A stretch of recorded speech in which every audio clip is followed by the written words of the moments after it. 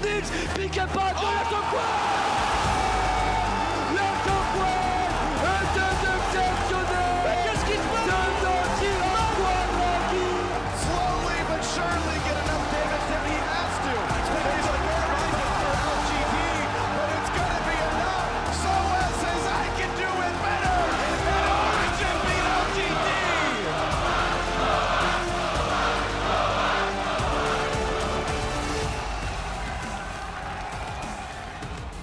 And today was another epic day in Paris where some of the best teams in the world continue their battle for the Summoners Cup. The 2015 League of Legends World Championship reaches the halfway point in the first week of the group stages. Welcome, ladies and gentlemen, to Worlds Tonight. I'm Quickshot.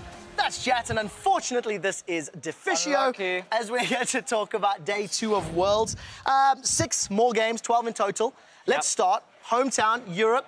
Origin taking down LGD, the #1 team from China. I mean, that is a massive upset already. Well, it's funny because before the day, a lot of the people were talking, and all the experts were giving their predictions on Twitter, and pretty much all of them were exactly the same, and all of them had LGD beating Origin.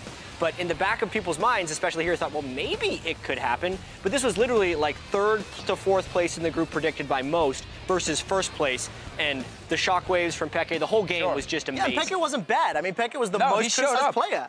Coming into this tournament, you were like, Peke, he's played he was for a not long good. time, but he's no longer performing at the same high international level. We had so many stats showing how Peke was And like then, the worst mid laner from a major region coming into Worlds. It doesn't matter when you get Worlds. He's gonna pull off the shockwave, the wombo combo.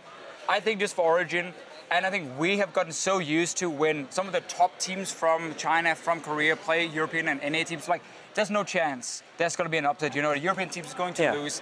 And now we start seeing more and more of these top teams dropping games because, again, some of the other regions are really picking up the slack. Origin and Fnatic and, of course, CLG is really looking better and better and it's better. strange. We're feeling like a lot of that has to do with the strategic choices early in the game. Because we did a lot of talking beforehand about the way teams would be playing the lane swaps and how it seemed somewhat chaotic in China and how in Korea they almost never did the turret trade. But North America and Europe were doing the turret trade heavily. And in the past, every time this has happened, we're thinking, oh yeah, Korea must be doing it better. So everyone else is going to fall off here. But it actually seems to be a little different so far. Yeah, I mean, talking about Korea doing it better, North America and Europe doing it different. TSM in the same group, then losing to KT Rolster.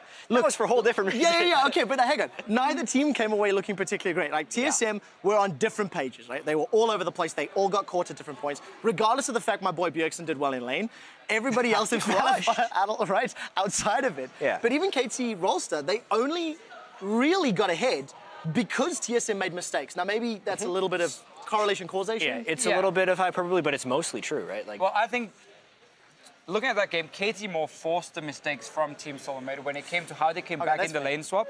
When it came to punishing Darius, at least, he was left on his own. It was like, where's Lostboy? Where's Centurion to back him up? So they punish it. The same thing didn't happen for Someday, who played that a lot better. Specifically, yes, Someday did play better than Darius, but I don't think that's because Darius was forced into a mistake. Like, the first time Darius died, he had just seen 3 people. He assumed they were doing Dragon. Total assumption. Okay, that one I agree And then on. went to get fired. That one I agree on. Right? And that's just the beginning of the snowball. The rest of that game was like a just routine rotation around Dragon Pit, and they run and just like, oh, let's just bow in different directions for no apparent reason. That one play, though, you highlight, if you look at how TSM was on the map, they're not giving Darius any chance to do anything. So, like, either he walks down and try and get some farm, or he just walks away and he falls even further behind because, again, Centurion and Lostboy were on the top side of the map, where Wild Turtle was already doing fine in, like, basically sitting and farming on his own. So, like, as a team, it still doesn't work for them in the early game. That's something they have to fix because now Origin showed up big time. So you have 3 very, very strong teams, and now Team Solomid needs to pick up the slack. They're in a whole bunch of trouble. They are. They lost in the worst way, too.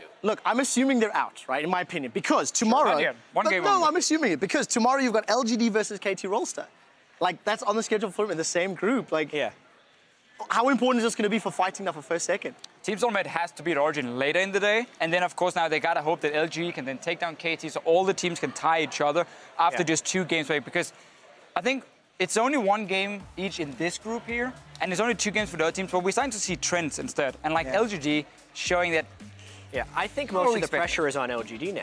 Yeah, because they were the unanimous favorite in this group. Yeah. It was almost assumed they were going to be making it out because they'd beaten EDG and they're the #1 seed from China. But now that they've already lost to a team that wasn't even predicted to get second in this group. If they start 0-2, since they already were under so much pressure, right through the roof. Talking about pressure, Coup Tigers, number 2 seed. Look, not a lot of eyes on them really coming into this. Some mixed expectations. Nobody expected them to drop a game to Flash Wolves. Now, Coup Tigers is such a weird team. Some people probably expected Flash Wolves to win that one. This guy maybe wants to take the credit for it. I didn't officially predict it. But kind of said it randomly in a joking manner, and then you take full credit so for on it. Worlds tonight, we're going to have to spend time on this Flash Wolves Coup game because Flash Wolves is going to beat Coup. Well, we're doing it, right? Like, we're doing it. Hey, okay, Coup Tigers in that game, I think in the pick and ban phase, it was somewhat disrespecting some of these key picks Flash Wolves has shown before, like the Nidalee for Kaza. Why would you ban the Gragas instead of his Nidalee pick? I know maybe you want the Lee Sin matchup still, I don't buy it. At the same time, you give away Gangplank to a team who then plays Varus as an AD carry with the guy that just subbed in. I feel like you're setting them up to build this massive poke comp, and you just got punished for it. A couple things. NL always plays Varus. That's one of those things you should have known, and they ended up target banning probably the wrong person since they didn't target ban away his best champion. Every time you're banning, I feel like you need to go for the delta of the champion you ban versus the next closest champion. But Karsa's the best champion is Nidalee. The best champion for NL is Varus, and even the Gangplank, you could tell he wasn't comfortable on it. But by the time the late game hit, it was just ridiculous. Just the power you have. Like, oh, okay, here's a team fight starting. They're gonna like chase at us. Here's a massive ulti. Here's barrels that's gonna like one-shot your AD carry basically if you move forward. You're not gonna deal any damage, and we have all the poke in the world. You know what I loved about that as well? Is in the post-game interview with Stake, he's like, Sharks asked, what about the swap from Kramer to NL? And he's like, no, we planned it. We knew coming into this game this is what we wanted. Like, this means Flash Wolves had a strategy. They were trying to play the poke. They, planned it ahead. What else have they planned for the rest of this group? Because, of course, CLG and Pain now looking at it and going, well, CLG's looking good. But a surprise upset, just more games. Between CLG and Coup the next time they play. That's not a game tomorrow. They have the day off, so they have play the day off. Yes, so this group is not playing tomorrow. Till Sunday, Some more scouting time for Flash Wolves. Yeah, potentially. Sure. But, I mean, how much scouting? They already said they have individual plans for all 3 of the teams. So by the time Flash Wolves plays the next game, it's going to be a total. Come on, those plans change when you see teams playing, and now we start seeing this massive. Yesterday we didn't see any Lulu. Today we saw what 3-4 games of Lulu. Yeah, and 2 Lulu losses, right? Yeah, but you said she was OP. She is OP. I mean, the thing is, she lost twice. Yes, how could she possibly? She lost be a few games, but she was always ahead in a lot of the games where she was played, and she wasn't the main reason the team lost. But like against Coup Tigers or Flash Wolves, it's so smart them being like, oh, this team is normally really poor in the early game, so let's draft a siege composition that can just get time to scale up and then group and then start hammering away. And there is so little Coup Tigers could do against it. There was so much poke. Lulu and Alistar, while they can be tanky and really hard to deal with, are actually really bad against poke. You can't preemptively shield poke most of the time, and Alistar can't use his ultimate while he's getting poked, because then he's just completely useless. And Not to mention the Morgana in that game that uses Black Shield. Obviously, Flash Wolves did a lot to play, but a lot of that actually was decided in the draft. Yeah, I feel the same too. But now, you're talking about potential, talking about strengths of teams, blah, blah, blah. CLG Coup is the matchup we're looking forward to. CLG, questionable performance yesterday. And now today, obviously a stronger win against Pain, especially once they got out of the laning phase. Are they looking the real deal? Because the EU teams that are winning are looking stronger. The CLG, they're looking like the alpha dogs in this group right now, even though they haven't played Coup, which is kind of strange. And the, quote, inferiority that was shown in the Flash Wolves CLG game isn't looking so bad now that the Flash Wolves have beaten Coup Tigers. Oh, I like that. Everything is relative in these groups. A little bit too early for me, though, to really call out again who is the heavy favorite, despite CLG being 2-0, because that Flash Wolves game was so close between them. I think there's, again, the more games we get under our belt, right now we're just looking at the trends. What is the team showing? Are they doing the same they did like back here in their own region and coming into it? Have they changed anything? Are they playing the right champions? That's what we're looking at now. And that's why CLG has been looking good, because they have some good picks, but they also gotten Lulu twice. Come on. Gotta get rid of that one. Protect the Double Lift has now won 2 games at Worlds. Yeah. I hate it. Yes. Unreal. Old school, right? But it works. The last time he was here. Favorites in the group, obviously CLG looking good. Pre-tournament favorites, EDG and SKT, they've not been tested yet, both sitting pretty. They play each other. And let's also remember, in the group, they are with H2K and, of course, the Bangkok Titans. Yeah. Bangkok Titans have been just hammered. I mean, it's been a difficult group stage for them. H2K, glimmers of hope, but I think some of the individual players not really up to the task. I agree on that one. So let's look at both sides, because it really is kind of a 2-horse race. So with H2K, I think what we're seeing for them is kind of the opposite that we see from Origin, CLG, and Fnatic right now, because those 3 teams have shown they can handle these top teams individually, but also on a macro level. With H2K, I see some good moves in the early game strategically, but I think player-wise, they don't follow as well. There's too many individual mistakes, and they get like punched out, they get a little bit too greedy, and that's why they don't manage to do a whole lot in their games. It was one of the worst things for them coming into this group. I think in some other groups, maybe they would take some games, but they're literally against probably the two best teams in the world. I mean, it's an impossible group almost. Right, and when the group draw happened, as far as the overall quality of the games at Worlds is concerned, I was really happy about this group because you essentially had two of the weaker teams at Worlds with the two best teams at Worlds. So the rest of the groups would end up being really competitive, and we're getting that now. And then tomorrow, we get to have the EDG SKT game, which I'm really excited for. I can't wait. I mean, how do you predict it? Because the only thing You don't. Come on. But EDG is going to win. Worlds tonight. I'm putting you on the spot tonight. I want you to predict it. All right, EDG is going to win. The Endless Disc has had predictions all the time, so you're going EDG. EDG is going to win. First of all, SKT plays a lot around skirmish in the early game. EDG can match that. That's what we saw at MSI as well. I think Mako and Clearlove, those two guys together will beat Bengi and Wolf, as they did at MSI.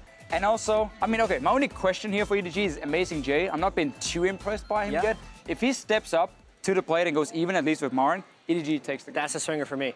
I think Marin is going to crush in the game. So we're split here. So EDG, SKT? Yeah, I think SKT will win. I've been a big Marin fan for most of the split, only because he was super high gold share, super high farm jungler, top laner on tank junglers, and people were like, he can't transition to the carry top laner. Then he just destroyed on Fiora in the H2K game.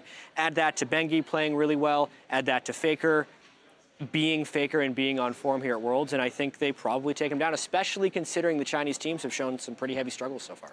Except for EDG. We'll have to. But again, two fairly easy games. Okay, well, it's going to be a super close gaming, no matter what. We don't even know if they want to show anything. I'm passing this note At least one of us Dash. is wrong. Well, thanks. You know, powers of deduction are I had to make incredible. one proper prediction. Let's look at the schedule for tomorrow really quickly, because the one thing we haven't touched on is, of course, Group B with Fnatic, IG, Cloud9, IHQ, and like my eyes are on that IGC9 game tomorrow to see how well Cloud9 are going to perform. They surprised everybody against AHQ. Let's assume Fnatic are the favorites against AHQ, but yeah, IGC9. IG really needs to bounce back. I mean, what they showed yesterday was not acceptable for them. There were too many mistakes in the draft and in the early game.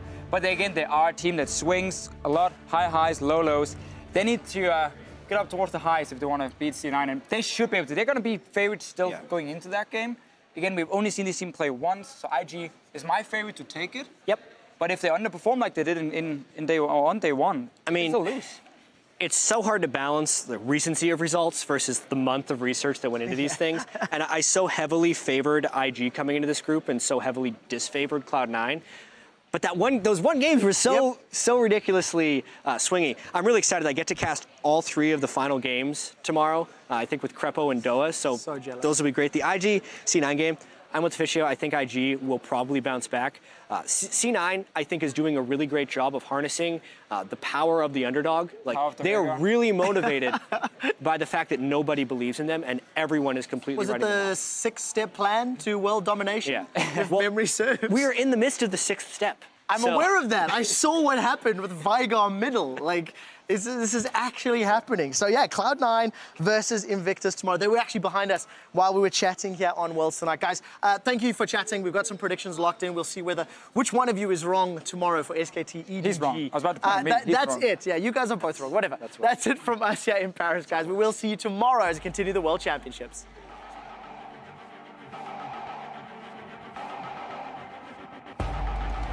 Both of these regions are so far undefeated in the World Championship. Here comes a wave. They're trying to get aggro too early. Comes with the knockup. Flusboy takes a lot of damage from the turret. Someday gets slow, gets taken down, can win the game for them. And the big engage for score. In comes Nagne. And it's going to be a bloodbath there. Here comes the Chaos Duck.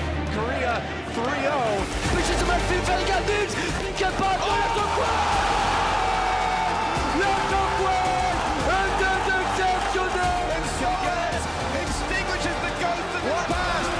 Origin takes down one of the contenders. Look at the output suddenly 007 here. One more. SKT takes it, GG.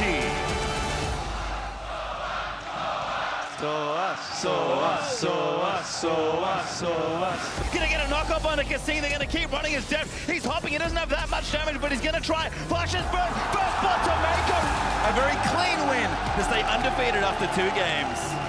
It's good. There's actually a kill. Barrel does get it. Smith jumps in with a flash ulti, but Carter's already taken out Prey. Smith will flash out. They're going to keep moving. It stakes. Goes in with the wild growth sound. Doesn't quite go for the ulti. What is up with the upsets? When I get solo killed by the Brazilian faker, I want you to be right there for me. Yeah. Don't worry, dude. Controlled out from Vital by Vietnam. BFT trying to turn it around. CLG will knock it down. Much improved second game.